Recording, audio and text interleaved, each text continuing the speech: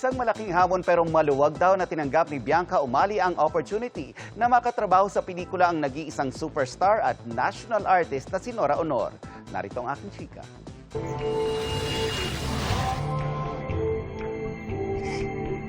Misteryoso ang karakter ni Bianca Umali sa official trailer ng Mananambal. Na-challenge daw siya dahil sa mga eksena na kinunan sa bundok at talon. Pero sulit daw dahil kasama niya sa pelikula ang national artist for film na si superstar Nora Honor. Kaya itinuturing niya itong isang acting masterclass. And then po dumating siya nung araw na yon.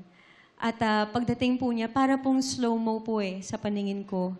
Pagpasok po niya, si Miss Nora Honor is such a lovable, and Miss Nora is very tiny and huggable. Being there with her and seeing her acting as if she's as young as she used to be, it was magical. Kasama din ni Bianca sa pelikula ang kapwa sangre star na si Kelvin Miranda, pati ang iba pang sparkle stars na sina Jeric Gonzalez at Edgar Allan Guzman. Isang karangalan at napakaswerte na sa industriya natin marami nag-aangad na makatrabaho yung naging isang superstar. So isa ako doon, kaya proud ako doon. Halos nagiging magkasama kami sa mga ginagawa namin. So masaya rin yun sa akin dahil mas nagkakaroon kami ng time para mas makabisado namin isa't isa pagdating sa pagtatrabaho.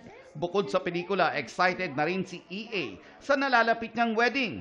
Matagal na raw nilang hinihintay ni unang Hirit host at lolong bayani ng Bayan star Shaira Diaz ang kanilang pag-iisang dibdib. Mas exciting Kumbaga ako, especially sa akin, sa side ko, mas gusto ko na Gusto ko nang ikasal Kasi nga, syempre, di ba, ilang years na rin ako nag-aantay for Shaira.